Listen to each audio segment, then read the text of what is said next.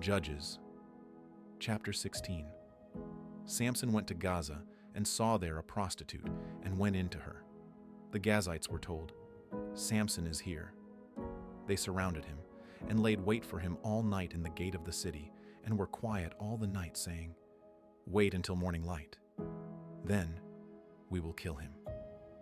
Samson lay until midnight, then arose at midnight and took hold of the doors of the gate of the city with the 2 posts and plucked them up, bar and all, and put them on his shoulders and carried them up to the top of the mountain that is before Hebron. It came to pass afterward that he loved a woman in the valley of Sorek, whose name was Delilah. The lords of the Philistines came up to her and said to her, "Entice him, and see in which his great strength lies, and by what means we may prevail against him, that we may bind him to afflict him, and we will each give you 1,100 pieces of silver." Delilah said to Samson, "Please tell me where your great strength lies, and what you might be bound to afflict you." Samson said to her, "If they bind me with 7 green cords that were never dried, then shall I become weak and be as another man." Then the lords of the Philistines brought up to her 7 green cords which had not been dried, and she bound him with them. Now she had an ambush waiting in the inner room. She said to him, "The Philistines are on you, Samson." He broke the cords, as a flax thread is broken when it touches the fire. So his strength was not known. Delilah said to Samson, "Behold, you have mocked me and told me lies. Now please tell me how you might be bound." He said to her, "If they only bind me with new ropes with which no work has been done, then I will become weak and be as another man." So Delilah took new ropes and bound him with them, then said to him, "The Philistines are on you, Samson." The ambush was waiting in the inner room. He broke them off his arms like a thread. Delilah said to Samson, "Until now you have mocked me and told me lies. Tell me with what you might be bound." He said to her, "If you weave the 7 locks of my head with the fabric on the loom." She fastened it with the pin and said to him, "The Philistines are on you, Samson." He awakened out of his sleep and plucked away the pin of the beam and the fabric. She said to him, "How can you say, 'I love you,' when your heart is not with me? You have mocked me these 3 times and have not told me where your great strength lies." When she pressed him daily with her words and urged him, his soul was troubled to death. He told her all his heart and said to her, "No razor has ever come on my head, for I have been a Nazirite to God from my mother's womb. If I am shaved, then my strength will go from me, and I will become weak and be like any other man."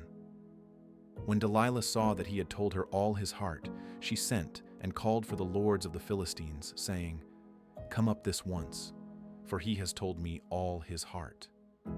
Then the lords of the Philistines came up to her and brought the money in their hand. She made him sleep on her knees, and she called for a man and shaved off the 7 locks of his head, and she began to afflict him, and his strength went from him. She said, "The Philistines are upon you, Samson." He awoke out of his sleep and said, "I will go out, as at other times, and shake myself free." But he didn't know that Yahweh had departed from him. The Philistines laid hold on him and put out his eyes, and they brought him down to Gaza and bound him with fetters of bronze, and he ground at the mill in the prison. However, the hair of his head began to grow again after he was shaved. The lords of the Philistines gathered together to offer a great sacrifice to Dagon their god, and to rejoice. For they said, "Our God has delivered Samson our enemy into our hand." When the people saw him, they praised their God, for they said, "Our God has delivered our enemy and the destroyer of our country, who has slain many of us, into our hand." When their hearts were merry, they said, "Call for Samson, that he may entertain us." They called for Samson out of the prison, and he performed before them. They set him between the pillars, and Samson said to the boy who held him by the hand, "Allow me to feel the pillars on which the house rests, that I may lean on them." Now the house was full of men and women, and all the lords of the Philistines were there. And there were on the roof about 3,000 men and women who saw while Samson performed. Samson called to Yahweh and said, "Lord Yahweh, remember me, please, and strengthen me. Please only this once, God, that I may be at once avenged of the Philistines for my 2 eyes." Samson took hold of the 2 middle pillars on which the house rested and leaned on them, the one with his right hand and the other with his left. Samson said, "Let me die with the Philistines." He bowed himself with all his might, and the house fell on the lords, and on all the people who were in it. So the dead that he killed at his death were more than those who he killed in his life. Then his brothers and all the house of his father came down, and took him, and brought him up, and buried him between Zorah and Eshtaol in the burial site of Manoah his father. He judged Israel 20 years.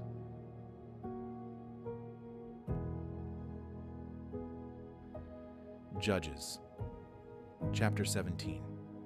There was a man of the hill country of Ephraim, whose name was Micah. He said to his mother, "The 1,100 pieces of silver that were taken from you, about which you uttered a curse, and also spoke it in my ears. Behold, the silver is with me. I took it." His mother said, "May Yahweh bless my son." He restored the 1,100 pieces of silver to his mother. Then his mother said, "I most certainly dedicate the silver to Yahweh from my hand for my son, to make a carved image and a molten image. Now, therefore, I will restore it to you." When he restored the money to his mother took 200 pieces of silver and gave them to a silversmith, who made a carved image and a molten image out of it. It was in the house of Micah. The man Micah had a house of gods, and he made an ephod and teraphim and consecrated one of his sons, who became his priest. In those days there was no king in Israel. Everyone did that which was right in his own eyes. There was a young man out of Bethlehem, Judah, of the family of Judah, who was a Levite, and he lived there. The man departed out of the city, out of Bethlehem, Judah, to live where he could find a place. And he came to the hill country of Ephraim, to the house of Micah, as he traveled. Micah said to him, "Where did you come from?" He said to him, "I am a Levite of Bethlehem, Judah, and I am looking for a place to live." Micah said to him, "Dwell with me, and be to me a father and a priest, and I will give you 10 pieces of silver per year, a suit of clothing, and your food." So the Levite went in. The Levite was content to dwell with the man, and the young man was to him as one of his sons. Micah consecrated the Levite, and the young man became his priest, and was in the house of Micah. Then Micah said, "Now I know that Yahweh will do good to me, since I have a Levite as my priest." Judges, chapter 18. In those days there was no king in Israel. In those days the tribe of the Danites sought an inheritance to dwell in, for to that day their inheritance had not fallen to them among the tribes of Israel. The children of Dan sent 5 men of their family from their whole number, men of Val, to spy out the land and to search it. They said to them, "Go, explore the land." They came to the hill country of Ephraim, to the house of Micah, and lodged there. When they were by the house of Micah, they knew the voice of the young man the Levite. So they went over there and said to him, "Who brought you here? What do you do in this place? What do you have here?" He said to them, "Thus and thus has Micah dealt with me, and he has hired me, and I have become his priest." They said to him, "Please ask counsel of God, that we may know whether our way which we go shall be prosperous."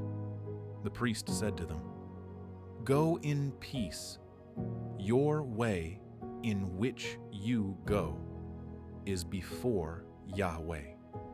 Then the 5 men departed, and came to Laish, and saw the people who were there, how they lived in safety, in the way of the Sidonians, quiet and secure. For there was no one in the land possessing authority that might put them to shame in anything, and they were far from the Sidonians, and had no dealings with anyone else. They came to their brothers at Zorah and Eshtaol, and their brothers asked them, "What do you say?" They said, "Arise, and let's go up against them. For we have seen the land, and behold, it is very good. Do you stand still? Don't be slothful to go, and to enter in to possess the land. When you go, you will come to an unsuspecting people, and the land is large. For God has given it into your hand, a place where there is no lack of anything that is in the earth." The family of the Danites set out from Zorah and Eshtaol with 600 men armed with weapons of war. They went up and encamped in Kiriath Jearim in Judah. Therefore they call that place Mahane Dan to this day. Behold, it is behind Kiriath Jearim. They passed from there to the hill country of Ephraim, and came to the house of Micah. Then the 5 men who went to spy out the country of Laish answered, and said to their brothers, "Do you know that there is in these houses an ephod, and teraphim, and a carved image, and a molten image? Now therefore, consider what you have to do." They went over there, and came to the house of the young Levite man, even to the house of Micah, and asked him how he was doing. The 600 men, armed with their weapons of war, who were of the children of Dan, stood by the entrance of the gate.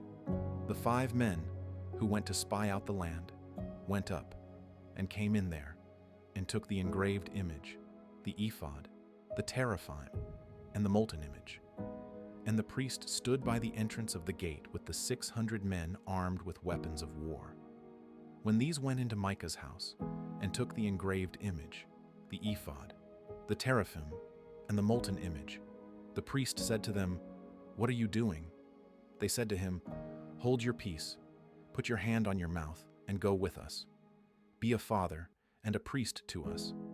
Is it better for you to be priest to the house of one man, or to be priest to a tribe and a family in Israel?"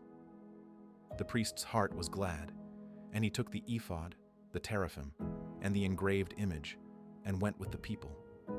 So they turned and departed, and put the little ones, the livestock, and the goods before them. When they were a good way from the house of Micah, the men who were in the houses near Micah's house gathered together, and overtook the children of Dan. As they called to the children of Dan, they turned their faces and said to Micah, "What ails you, that you come with such a company?" He said, "You have taken away my gods which I made, and the priest, and have gone away. What more do I have? How can you ask me, what ails you?" The children of Dan said to him, "Don't let your voice be heard among us, lest angry fellows fall on you, and you lose your life, with the lives of your household." The children of Dan went their way, and when Micah saw that they were too strong for him, he turned and went back to his house. They took that which Micah had made, and the priest, whom he had, and came to Laish, to a people quiet and unsuspecting, and struck them with the edge of the sword. Then they burned the city with fire. There was no deliverer, because it was far from Sidon, and they had no dealings with anyone else. And it was in the valley that lies by Beth Rehob. They built the city and lived in it. They called the name of the city Dan, after the name of Dan their father, who was born to Israel. However, the name of the city used to be Laish. The children of Dan set up for themselves the engraved image, and Jonathan, the son of Gershom, the son of Moses, and his sons were priests to the tribe of the Danites, until the day of the captivity of the land. So they set up for themselves Micah's engraved image which he made, and it remained all the time that God's house was in Shiloh.